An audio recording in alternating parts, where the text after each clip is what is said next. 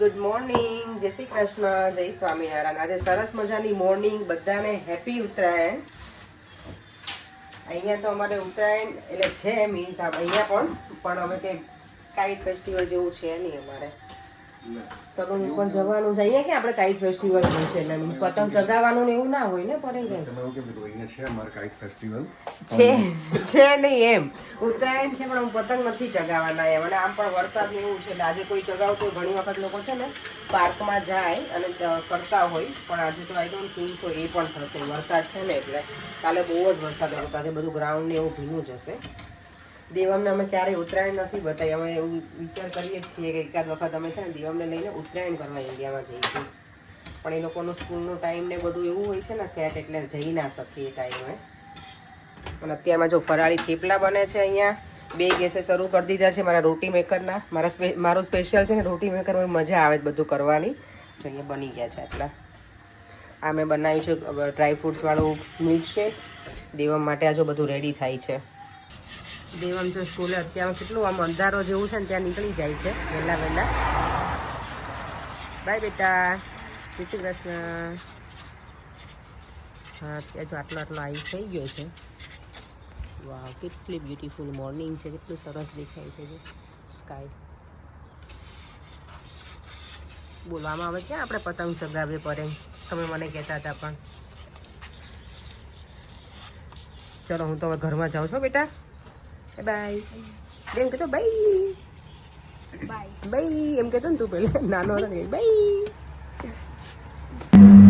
જો ઉત્તરાયણના દિવસે પતંગ ચગાવવા તો ના ગયા પણ અમારો હેર કલર થવા જઈ રહ્યો છે આજે.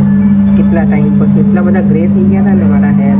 મને લાગે છે એક દિવસ મારે બધા ગ્રે જ રહેવા દેવા છે. જો બધા એક સાથે થઈ જાય ને તો સારું, પણ અડધા કાળા ને અડધા ધોળા એવું સારું ના લાગે ને.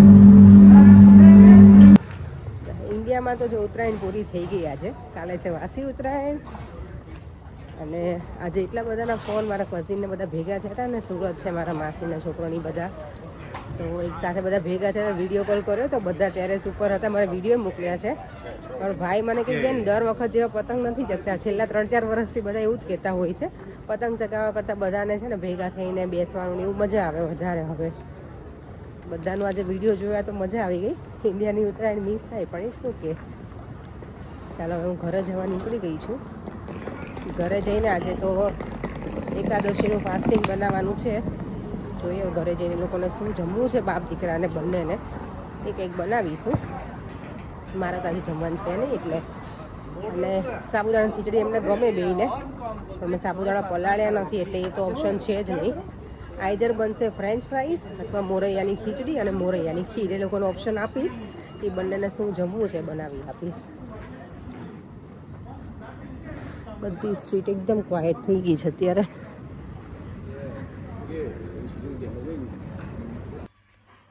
આજે અમારા કાનાજીને જો મેં આ વાઘા પહેરાયા હતા કેવા લાગે કે જો મને તો એટલા ગમે અને કાનાજીને તો નજર ના લાગી જાય એટલા મને ગમે. અમે પહેરાયા હતા ને તો. અને આ છે મુગટ સરસ છે પણ મારે તો હજી નાનો જ પડે છે એટલે હવે મને લાગે છે મારે અલગ અલગ જ લેવું પડશે.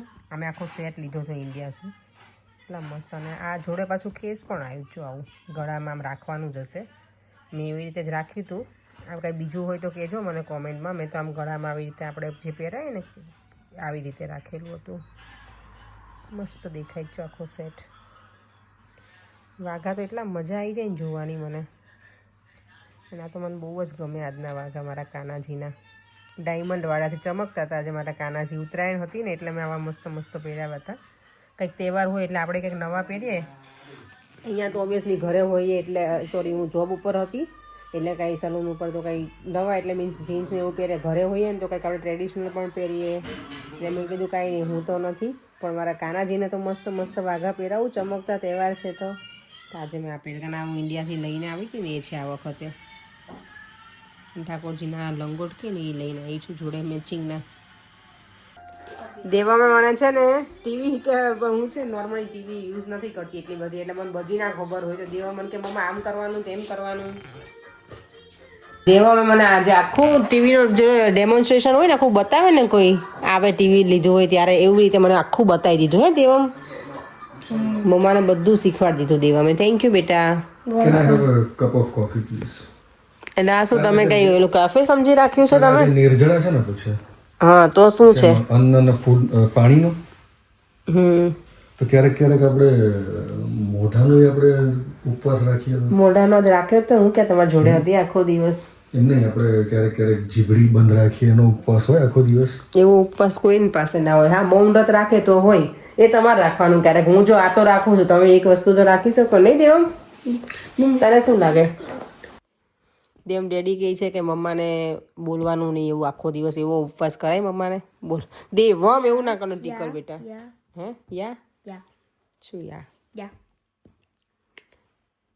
ડેડીને કરવું જોઈએ મમ્માને કરવું જોઈએ? બોલ હવે. બંને કરવાની એમ? એવું ગટોડી મારી ગટોડી. હવે સૂવું નથી તને? જાઓ બેટા દીવમ, જાઓ સુઈ જા મારી દીકરો. ચાલ ગો જા. હમણાં કહેતો હતો કે કેટલા આમ કરતો નખ બતાય, તારું નખ બતાય. ઓ માય ગોડ દીવમનો નેલ્સ આ બતાય. ઓ કેટલો ડાર્ક થઈ ગયો છે. ડોક્ટરને બતાવ ને. ડોક્ટરને બતાવીને કાંઈ ના થાય બેટા, જાતે ગ્રો થઈ જશે. Let me check, let me check. વધારે થાય છે યાર. અબે એ નીકળી જાય જો. નથી કોર્નરમાં હતો બેટા પેલા. આગળ નીકળી ગયો છે. દેવામને છે ને પગના ને હાથના નખનું ખબર નહીં શું પ્રોબ્લેમ છે ને. પગના નખમાં પહેલાં એવું હતું, એ ગ્રો થઈને બહાર નીકળી ગયો. પાછું આ થંબનેલમાં એવું હતું એને, એ થોડો ગ્રો થઈ તો પેલો ઇન્ડિયા ગયા ને ત્યારે અમે દવા લીધી. ખબર તને યાદ છે દેવા? ઇન્ડિયા જઈને આપણે દવા લીધી હતી પેલી તો મેડિસિન લીધી તો ખબર ને, સારું થઈ ગયું. તો પછી પાછું કંઈક થયું છે. હવે એને કંઈક અથડાયો હોય એટલે લોહી અંદર મરી ગયું છે. એટલે તો ઓબ્વિયસલી જ્યારે નેલ ગ્રો થાય ને ત્યારે એ આઉટ થાય, ત્યાં સુધી બહાર ના નીકળે બેટા. મમ્મા ડોક્ટરને બતાવ ને. મમ્મા ડોક્ટર જ છે તારી. નાનું હતું, હવે મોટો થઈ યાર. એ તને એવું લાગે બેટા એ બહાર નીકળે છે નેલ્સ? ના મમ્મા. આજે જો ઉત્તરાયણ તો પૂરી થઈ ગઈ, બધાની ઉત્તરાયણ સરસ ગઈ ઇન્ડિયામાં તો. અને અહીંયા તો અમારી કોઈ મન નહીં લાગતું પતંગ ચગાયા હશે, કારણ કે દિવસે તો વરસાદ ને એવું જ હતું. હે ને પરે? તમને મિસ થઈ આજે ઇન્ડિયાની ઉત્તરાયણ કે નહીં? હવે એટલું બધું નહીં થતું ને ઉત્તરાયણનું મિસ. તમને સૌથી વધારે કયો તહેવાર એવું થાય કે પરે કે મને ત્યાં કરવો હોય એવું? મને એવું થયું દિવાળીમાં મજા આવી હતી. દિવાળી મજા આવે.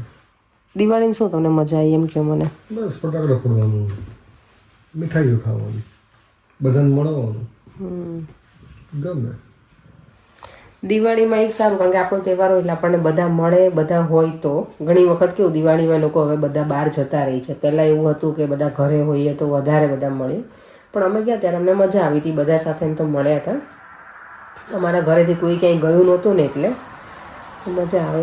મને દિવાળી સૌથી વધારે ગમે તહેવારમાં. જો બહારની કન્ટ્રીમાં કોઈ રહેતા હોય ને તો તમે કયો તહેવાર સૌથી વધારે મિસ કરો? મને દિવાળી બહુ મિસ થાય. અને નવરાત્રિ મને થાય, કારણ કે નવરાત્રિમાં ઇન્ડિયામાં જ્યારે અમે લોકો હતા ને ત્યારે તો બધા દિવસ જતા ગરબા રમવા. હવે મને નહીં ખબર સિચ્યુએશન શું. હવે લોકો છે ને ત્યારે પહેલાં એવું હતું કે આપણે શેરી ગરબા થાય, કે બધાને જ્યાં રહેતા હોય ને ત્યાં બધાનો અમારે ચોક કહેતા એને, ચોકમાં ગરબા થતા અમારે મસ્ત મજાના. પણ હવે બધી જગ્યાએ પાર્ટી પ્લોટ ને એવું છે એટલે બધા જતા હોય કે નહીં બધા દિવસે નહીં ખબર. અહીંયા અમે જઈએ પણ 3-4 દિવસ કે 2-3 દિવસ એવું હોય એમ. અને બીજો તહેવાર તો હા હોળી ને એ બધું તો અહીંયા અમે કરીએ, જઈએ તો. એ યાર પર હોળીની ટિકિટ કરાવવાની છે, બુક આ વખતે જવું છે.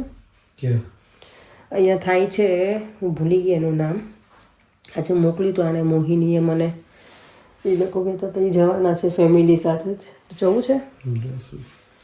જો હજી તો ઉત્તરાયણ પૂરી નહીં થઈ ને ત્યાં મારે હોળીનું આવી ગયું છે. અને આજે મારા સાસુ ગયા હતા મારા નણંદના ઘરે. તો ઉત્તરાયણમાં છે ને પેલું આપે, હું ભૂલી ગઈ એને શું કહેવાય પાછું, ખીચડો કે હાવડો? હા ના ખીચડો કીધું એમણે. યસ, ઉત્તરાયણમાં એ કે ખીચડો હોય અને હોળીમાં કે હાવડો હોય. છોકરી સાસરે જાય ને પછી આપે, પેરેન્ટ્સ એવી રીતે લઈને જાય, મમ્મી જાય કે પછી ભાભી હોય તો એ કેવી રીતે. તો મારા સાસુ કે મેં તારા મમ્મીને ફોન આવ્યો હતો ને તો કીધું કે તમારે ખીચડો આપવા નથી આવવાનું કે અપેક્ષા ન હોય એમ. એટલે ખાલી હસાવતા હતા.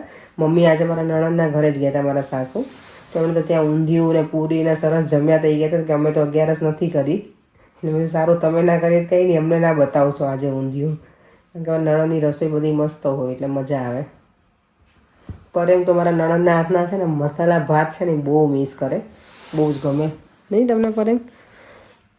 પરેમ બહુ જ.